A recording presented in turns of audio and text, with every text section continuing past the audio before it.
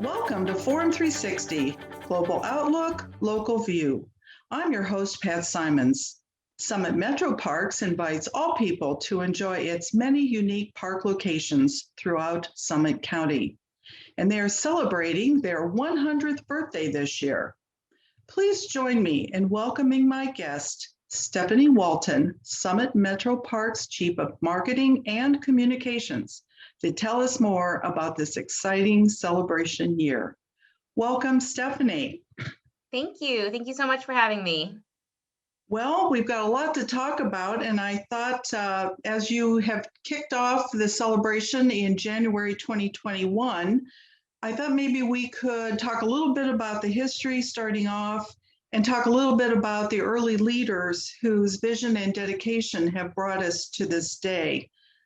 I thought it was a very curious thing that in the early 1900s, changes were occurring in our society, and that was influencing their attitudes on preserving public lands. And at the same time, the US Congress was making changes and the Ohio legislature was making changes, and that was helping the Akron Metro Parks formed. Can you tell us a little bit about what was going on during that period of time? Sure. So around the turn of the century, industrialization was just continuing to increase. And as people were moving out of the rural areas and from farms and into the cities, there was just an increased awareness of the need to protect some of these beautiful public green spaces for people of those times to enjoy and into the future. So as you mentioned, around that time, the National Park Service was established. And then here in Ohio, the General Assembly passed a law that allowed counties to establish metropolitan park districts. So that's what Summit Metro Parks is. It's a metropolitan park district. Okay, thank you. Well, according to the website, Harold Wagner was your first director secretary. He served Akron Metro Parks from 1926 to 1958. Tell me what those early years were like. Sure. So, yes, Wagner came from Boston. He was a young landscape architect when he arrived in Akron to help F.A. Seiberling design the Fairlawn Heights neighborhood. So that's what brought him to Akron. And then he ended up staying here for the rest of his career after he came on to lead the park district. Oh, thank you. Now, there have been many park directors over the years, not as many as you would think given 100 years, but how has that role changed? Sure. Yeah. So we have had many directors who have stayed for decades. So you're right. We have not had that many. Our current director is the first woman in the role. And, some things have changed about the position and many things have stayed the same. Every park director has been focused on protecting natural resources and connecting people to nature. And it just, has sort of evolved over the years what exactly that means. In those early years, they were really focused on proactively protecting properties, acquiring land for the park district. Whereas now we're more focused on conservation and research, managing those properties, and really making sure that we're evolving to meet the current needs of the population of Summit County. Now, you did mention F.A. Seiberling, founder of Goodyear, and he was a first park commissioner. What was his vision and his reasons for involvement? Sure. Well, he was one of our early commissioners. That's correct. And he also made the first significant land donation to the park district. So he donated what is now Sand Run Metro Park from the Stan Hewitt estate. So that was part of his estate that he donated to the park district back in the late 1920s. So he had a really significant and important role in the establishment of the park district. I think the entire Seiberling family, just really had that legacy of giving back to the community, and they're very visionary and just focused on, what makes Akron unique and really making sure to invest in that. Now, I think there is, do you think there is like a connection, a family value that has been passed on from F.A. Seiberling to his son, U.S. Congressman, former U.S. Congressman John Seiberling, who acted to preserve and protect the Cuyahoga Valley? Yeah, it would seem so. And I think it really goes back to what just seems to be a real family focus on, giving back to the community, care for the environment. And, aren't we all so fortunate to have benefited from that? We now have this wonderful park district and a national park. I mean, it's really just amazing, and makes this area really unique and special. Now, the Centennial website tells us about pioneer landscape architects, Marquis and Whiting, and they were tasked with finding locations for the new park system. How does Summit Metro Parks acquire land today? How do you choose locations? So today we are really more focused on managing the land that we currently have. We have over 14,000 acres across 16 parks, about 150 miles of trail. So we're not actively going out to and seeking new properties. Although if a property becomes available and it's just very appropriate for conservation, that's certainly something that we're interested in learning about.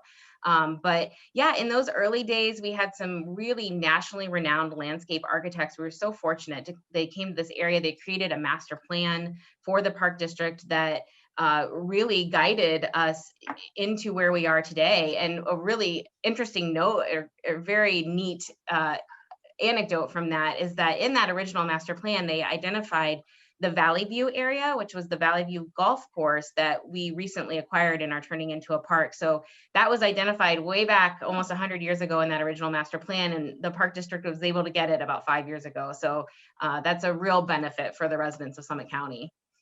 Oh, that would be interesting to take a look at that master plan from the historic point of view. Yeah, they knew what they were talking about.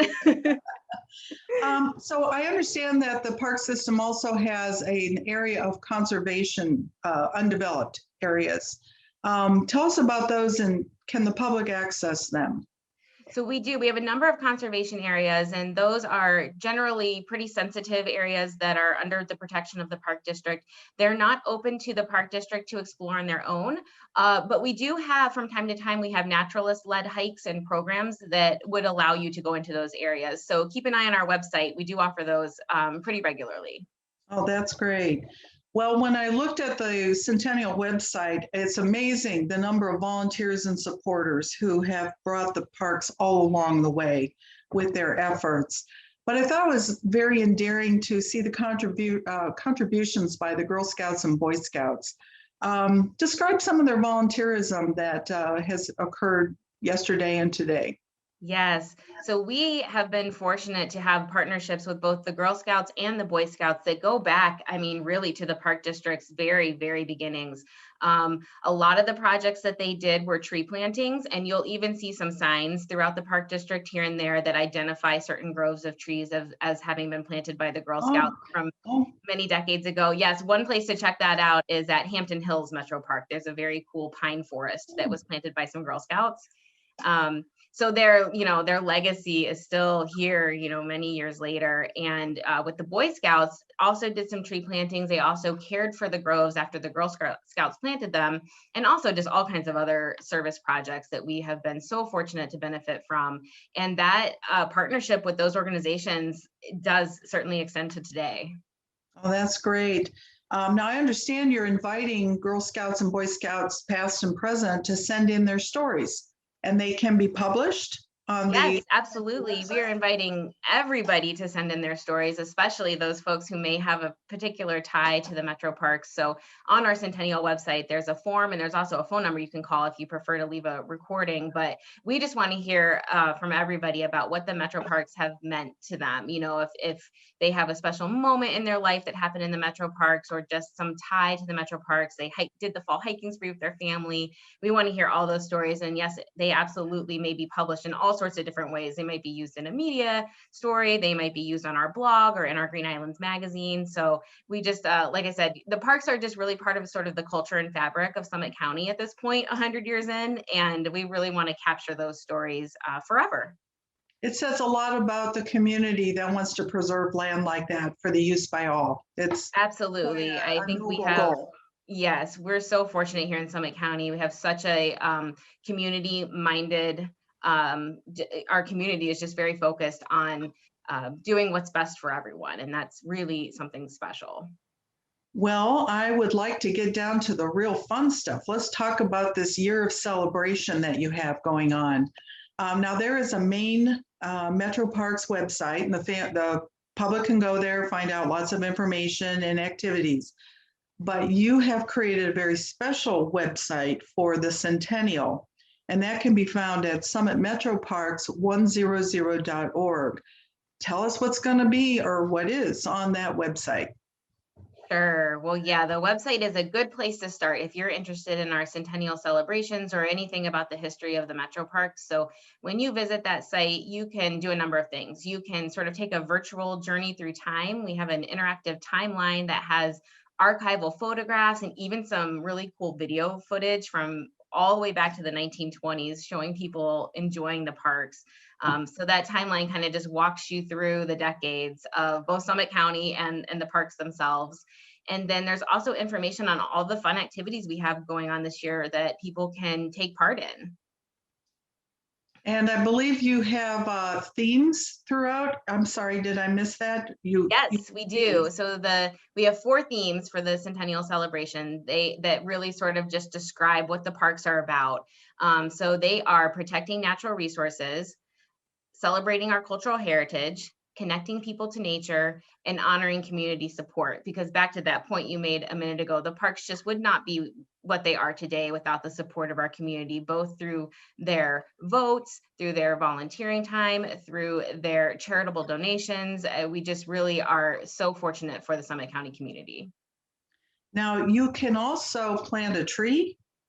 You can. So we have a couple of different opportunities for planting a tree this year. We have a reforestation goal to reforest 100 acres of the Metro Parks in what we're calling them Centennial Groves. So all throughout the Metro Parks, we're adding trees to the parks basically in these Centennial Groves. So you can sponsor a tree by going on the website and making a donation to the Summit Metro Parks Foundation. We'll also have some planting opportunities where you could come and volunteer to help us plant. And then we also throughout the year are going to have a few giveaways of what we're calling our heritage trees. And those are trees that were grown from really special iconic trees within the park district. And so they're like baby Metro Parks trees that have been created. And we just had a big giveaway of those, and we're hoping to have a few more throughout the year. So you can take a piece of the Metro Parks home and plant it in your own yard. Oh, that's a wonderful memento. Yeah. If you've just now joined us, this is Forum 360, and my guest is Stephanie Walton. She is the Summit Metro Parks Chief of Marketing and Communications, and she's telling us about the Summit Metro Parks 2021 Centennial Celebration. You also are selling special merchandise as memento. Yes, that is true. We have at our Maple Leaf gift store, which is in the Nature Realm on Smith Road in Akron, not currently open to the public, unfortunately, due to COVID, but we do have an online page where you can see all the merchandise and you can call in and place an order, and we have some pickup opportunities. So we've got water bottles, we've got apparel, we have puzzles, we have posters, all celebrating the centennial. So it was some pretty fun stuff, and I invite everybody to go online and check that out. There's also a special license plate being offered.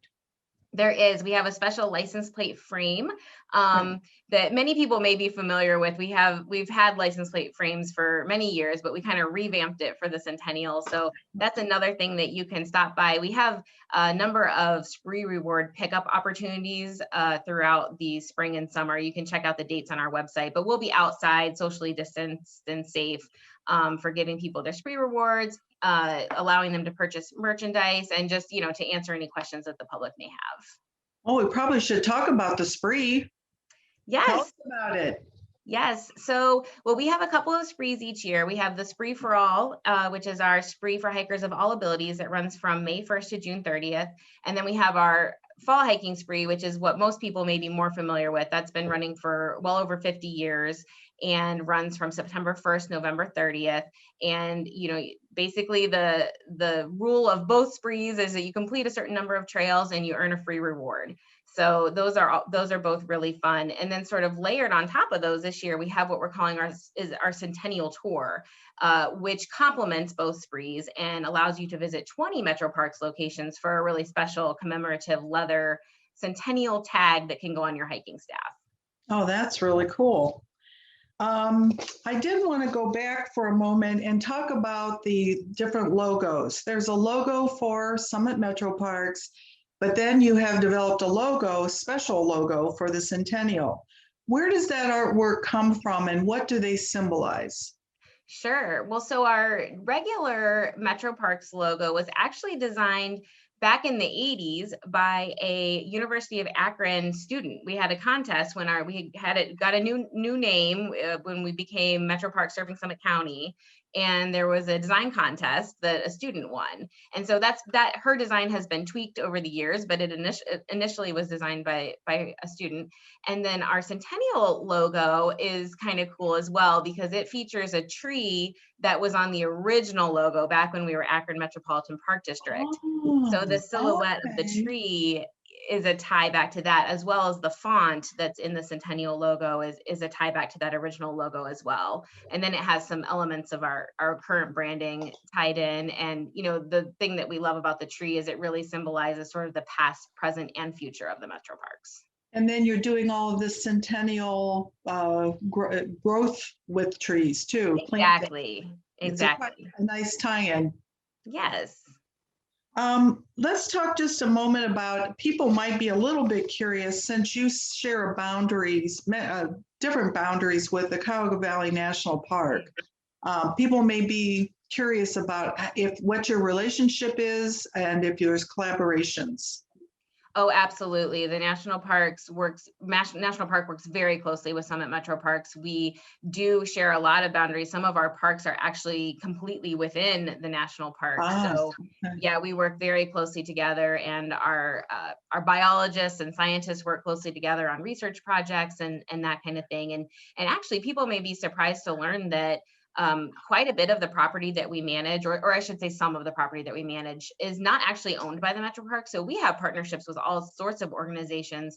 A good example is the towpath, the part of the towpath that Summit Metro Parks manages, we don't own. So we work closely with the Ohio and Erie Canalway Association to manage that property. But we have several partnerships like that and land management agreements that require that collaboration and partnership. So it's a big part of what we do. Now, do you have any like camps, like Boy Scout, Girl Scout camps or special camps within? They're not in your area. We don't. We have a campground at Nimisela Reservoir Metro Park in Green that has, you know, your typical camping type of amenities, but we don't have any Boy or Girl Scout camps. I thought perhaps the public might be interested in a little lightning round of amazing statistics and facts. First question up. Are you ready? I think so. How is the park district funded? It is funded through a property tax. So thank you, Summit County voters. We are very grateful for your support. And I believe I read on the website you also receive grants and other form of donations. Yes, we do. We compete for state and federal grants, and we've been very fortunate to be very successful in that avenue. And then we also do have, as I mentioned, our Summit Metro Parks Foundation for charitable donations. Thank you. Now, who can use the parks, and are they free? They are open to all, and yes, they are free. And do you ever have functions where you pay a fee to participate? The only fees that we ever charge are occasionally we have a nominal fee for a program if it's a program that involves like a licensed instructor or rental of equipment, like our kayaking programs and that kind of thing. But the vast majority of our programs are completely free. How many developed parks do you have? We have 16 developed parks all across Summit County, 14,000 acres. And how many miles of developed trails are there? About 150 miles of trail, including 22 miles of the towpath trail. Now, do you have horseback riding trails? We do have a couple of bridle trails. The most popular ones are at Silver Creek Metro Park in Norton. And how many acres do you currently have? And this would include conservation areas, I assume. Over many- 14,000 acres. Oh, how does that compare with other metro parks?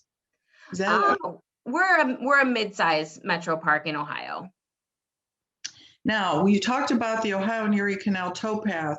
How many miles of that trail do pass through the metro parks?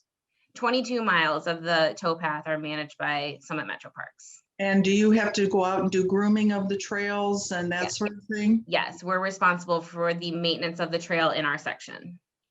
And approximately how many visitors come to the park a year? And do you have any idea of, I know we probably have a lot of local people, but do you have any idea of outside of our area, people coming in? Sure. Well, in a typical year, we get about 5 million visits a year. Last year in 2020 was a special year for a unique year, I should say. You know, lots of people were spending a lot more time outside. So we had 6 million visits, which was an increase of 20%. So we were so grateful to be available for people as a place for them to go, a respite, a place for them to, you know, take care of their mental and physical health during such a trying time. And we're hoping that many of those folks may have found us for the first time and will continue to come back. So you have paid rangers, but you also have volunteer staff? Is that how this works? Yes, we have an established staff of employees, and then we have about 400 registered volunteers who help us with and everything you can think of. I mean, they help us with staff events when we're going to events, which we unfortunately haven't been able to do for a little while, but they help with citizen science projects. They're actually out there in the field helping our biologists collect data and do wildlife studies and that kind of thing. We have volunteer photographers. We have volunteers who help with our naturalist-led programs with the public. I mean, really, there's an opportunity for everybody. So if that is something that you're interested in, definitely visit our website. We have some information there for people who are interested in volunteering. Well, thank you for that. And I apologize. I think I wanted to ask you about the publication, Green Island. Did I get to do that? I don't think so. Please, we're almost done. Can you do a quick review of that? Because the publication is stunning. Sure. Well, thank you. Absolutely. So for folks who are interested in staying up to date on the latest Summit Metro Parks information, we actually have two really good ways. Well, I should say three good ways to keep in touch. One is to sign up for our Green Islands magazine, which is every other month publication that's mailed free to residents in Summit County. So all you have to do is go on the website and sign up, and you'll get that publication free. It has all kinds of articles in it about nature and the parks. And then it also has that listing of the dozens of free programs that we offer every month. So that's a great way to stay in touch. We also have an e-news that comes out monthly. You can sign up for the website or sign up on the website for that as well. So that'll be an email that you just get once a month that has kind of the latest and greatest information. And then the other thing is I would just really encourage folks to follow us on social media. We're on all the standard platforms, Facebook, Twitter, Instagram, and that is a great way to stay in touch, see some beautiful nature photos. You know, who doesn't want to start their day with a beautiful sunrise photo or a beautiful a picture of some wildlife. So that's a great way to stay in touch with us as well. Well, thank you. This has been a fantastic time, and we're so happy for our centennial celebration, and long may it last. And thank you so much for coming on today. Absolutely. Thank you so much for having me. I want to thank Stephanie Walton, Summit Metro Parks Chief of Marketing and Communications, for inviting us to participate in the centennial celebration of the Summit Metro Parks. Check out their website, summitmetroparks100.org, to get listings of the activities, events, history, and the stories. Join them in the celebration and go explore. This program is brought to you by Forum 360. To learn more about us, go to forum360.org. I'm Pat Simons, your host. Thanks for joining me today, and have a great day. Forum 360 is brought to you by John S. and James L. Knight Foundation, the Akron Community Foundation, Hudson Community Television, the Rubber City Radio Group, Shaw Jewish Community Center of Akron, Blue Green, Electric Impulse Communications, and Forum 360 supporters.